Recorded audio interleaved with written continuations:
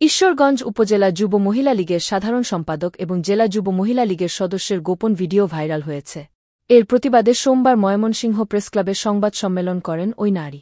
এর আগে ওই ঘটনার প্রতিকার চেয়ে বৃহস্পতিবার ময়মনসিংহের সাইবার ট্রাইব্যুনালে ৬ জনকে আসামি করে একটি মামলা করেছেন বলে জানান বাদীর আইনজীবী অ্যাডভোকেট শাহজাহান জানা। এই ভিডিওটা করানো হয়েছে এবং আপনি যদি ভিডিওটা ভালোভাবে ফলো করেন, আমি জানি না, আপনি যদি ভিডিওটা ভালোভাবে ফলো করেন, ভিডিওতে তৃতীয় ব্যক্তির উপস্থিতি আছে ওই রুমের ভিতরে।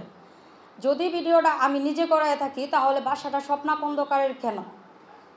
আপনাদের কাছে এই প্রশ্ন, যদি এটা যদি আমি ব্ল্যাকমেল করায় থাকি, এখানে উল্লেখ আছে যে স্বপ্না খন্দকারের দিগারকান্দা শান্তিনগর বাসায় নিচতলায় এই ঘটনা ঘটে এবং কি আপনি, হ্যাঁ আমার অসম্য, আপনি যদি ভিডিওটা ফলো করেন যে আমি কাপড় খুলতে রাজি হই নাই, আমাকে এক বাজে জোরাজুরি করা হয়। স্বপ্না খন্দকার বলে আমাকে যে তুমি তোমার জামা খুলো, কাপড় চোপড় খুলো, আমরা এখানে করবো, মানে আমাকে জোর করা হচ্ছে আমার কাপড় খোলার জন্য। আমি রাজি না হওয়া এক পর্যায়ে কাজী বাবু, স্বপ্না খন্দকারের বিশেষ বডিগার্ড, যাকে সে ভাইয়া ভাইয়া বলে রাখে, উনি আমাকে চড়তাপ্পর মারতে থাকে। তো একজন পুরুষ মানুষ যদি চড়তাপ্পর মারতে থাকে, আমি একজন নারী, আমার তো এখানে কিছু করার নাই। তবুও আমি রাজি হই নাই আমার জামা খোলার জন্য। তখন সে স্বপ্না খন্দকার নিজে জোর কইরা আমার শরীর থেকে কামিজটা খুলে, মানে আমার জামা খুলে ফেলে।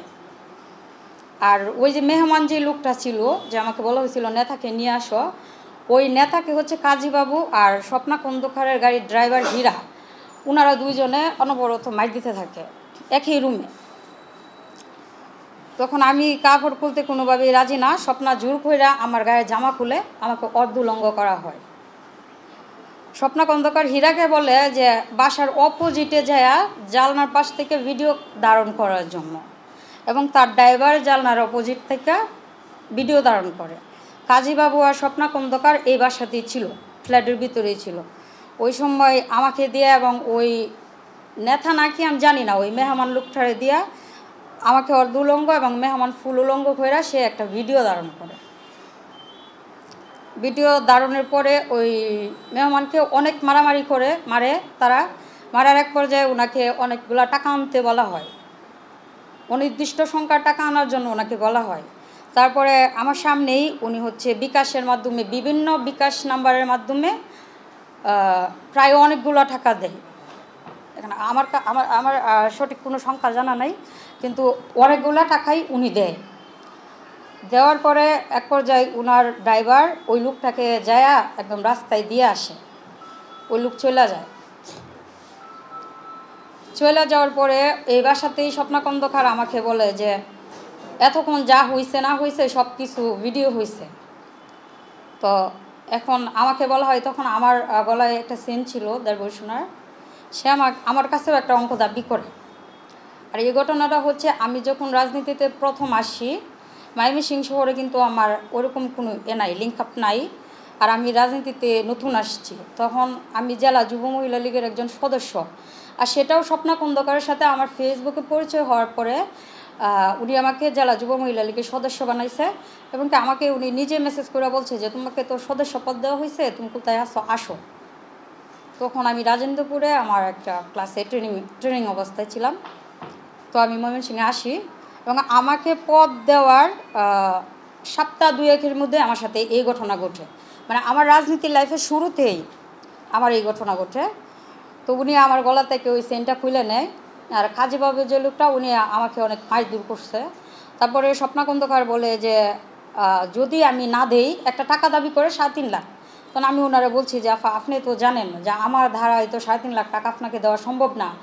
তাছাড়া আমি তো আপনার মাধ্যমে রাজনীতিতে আসছি, আপনি আমাকে সদস্য পদ দিয়েছেন, এখন আপনি যদি ব্ল্যাকমেল করে আমার কাছে টাকা চান, আমি কোথা থেকে টাকা দেবো? আমার তো এখন টাকা দেওয়ার মতো কোনো নাই। তখন সে এক পর্যায়ে আমার কাছ থেকে আমার ওই গলা যে চেনটা ছিল সোনার, ওটা উনি নিয়ে যায়। আমিও তাকে দিয়ে দিয়েছি, কারণ সে বলতেছে যদি আমি না দিই তাহলে উনি এই ভিডিওটা সামাজিক যোগাযোগ মাধ্যমে ছাইড়ে দিবে।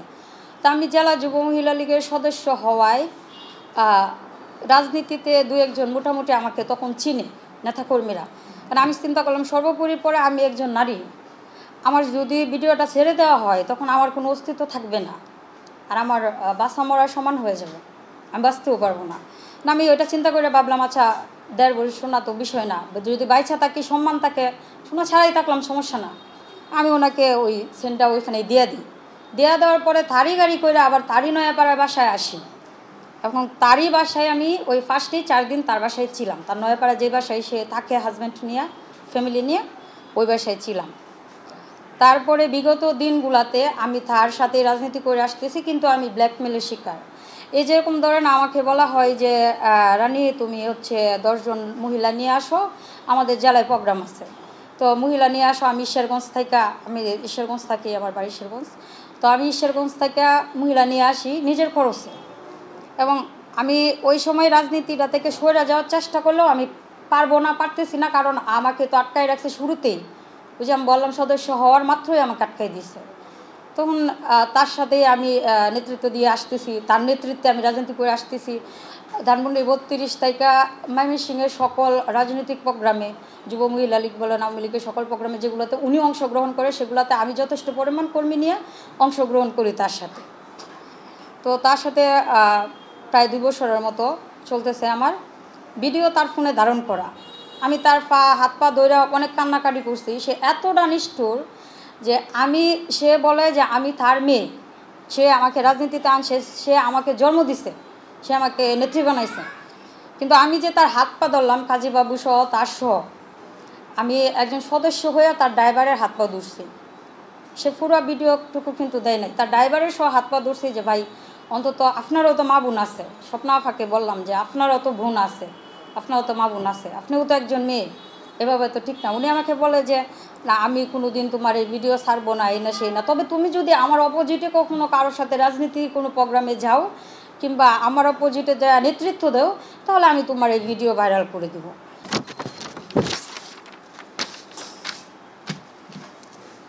আমার সাথে ঘটে যাওয়া ঘটনার প্রায় 2 বছর পরে মোহাম্মদ রাকিবুল হাসান নামের এক ব্যক্তি, উনি তার নিজের ফেসবুক আইডি থেকে একটি স্ট্যাটাস দেয়। স্ট্যাটাসে লেখা ছিল, ঈশ্বরগঞ্জ উপজেলা যুব মহিলা লীগ নেত্রী, তোমার জন্মদিনে 52 নেতৃত্বে শুভেচ্ছা, গাজীপুর টু ময়মনসিংহ।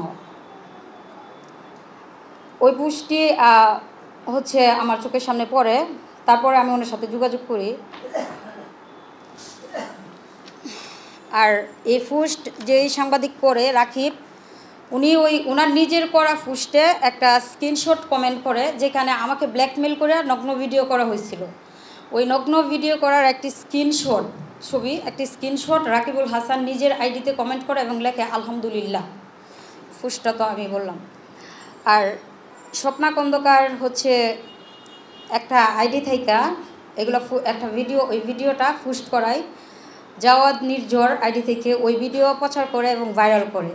এই ঘটনার পর পরিবার সমাজের কাছে আমি বিভ্রান্ত, অপমানিত বোধ করছি। এই অবস্থায় আমি ঘটনাটির বিচার চেয়ে গত 2 মে 2024 তারিখে ময়মনসিংহ বিজ্ঞ সাইবার ট্রাইব্যুনাল আদালতে একটি অভিযোগ দায়ের করেছি। এরপরে বিজ্ঞ বিচারক আমার অভিযোগটি আমলে নিয়ে কোতোয়ালি মডেল থানায় ওসিকে অভিযোগটি এফআইআরের অন্তর্ভুক্ত করার নির্দেশ দিয়েছে। এই মামলায় স্বপ্না খন্দকার সহ তার সহযোগী কাজীবাবু, হীরা, মুশির রহমান রানা সহ 6 জনকে আসামি করা হয়েছে।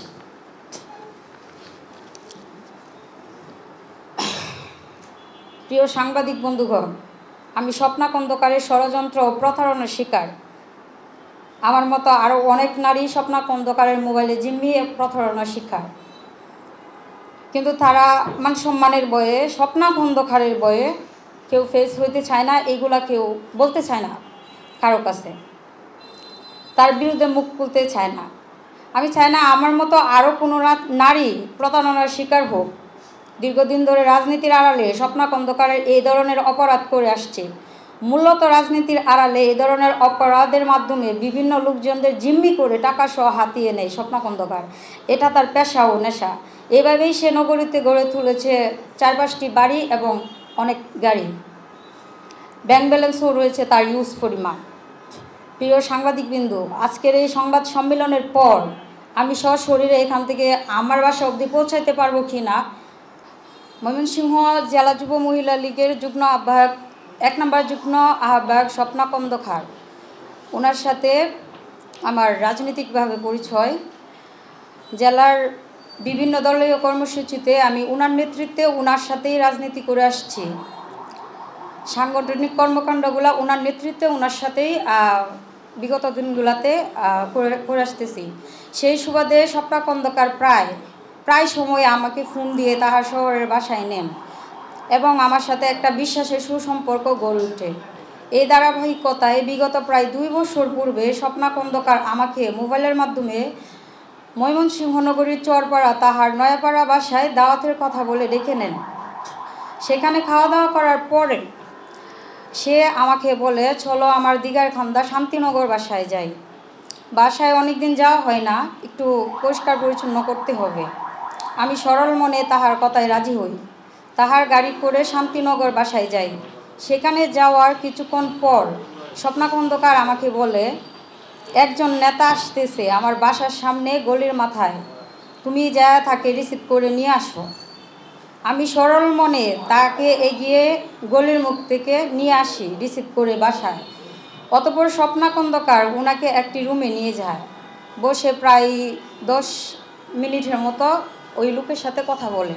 10 মিনিট কথা বলার পরে আমি যেই রুমে অবস্থারত ছিলাম, পাশের একটা রুমে বসা ছিলাম, ওই রুমে স্বপ্না খন্দকার যায় এবং আমাকে বলে, টেবিলের উপরে কিছু ফল ফ্রুট রাখা আছে, মেহমানের রুমে যায় নাস্তা দিয়ে এসো, আমি আসতেছি। আমি সরল মনে তার কথায় মেহমানের রুমে নাস্তা নিয়ে যাই। অতঃপর আমি মেহমানের রুমে ঢোকার সাথে সাথে স্বপ্না খন্দকার ওই ফ্ল্যাটের, তারই বাসার ওই ফ্ল্যাটের মেন দরজা খুলে দেয়। আর খোলার সাথে সাথে ওইখানে আরও কিছু লোক উপস্থিত হয়। তারা হচ্ছে কাজীবাবু, স্বপ্না খন্দকারের গাড়ির ড্রাইভার হীরা, স্বপ্না খন্দকারের হাজব্যান্ড মশিউর রহমান রানা। তারা উপস্থিত হয়ে মেহমানের রুমে ঢুকে, সাথে সাথে স্বপ্না খন্দকারও ঢুকে ওই রুমে। তো ঢুকার পরে এক পর্যায়ে কাজীবাবু বলে যে আমি মেহমান ওই রুমে, তারাও ঢুকার পরে বলে যে ওদেরকে কাপড় চোপড় খুইলা ওদেরকে ভিডিও করো। তো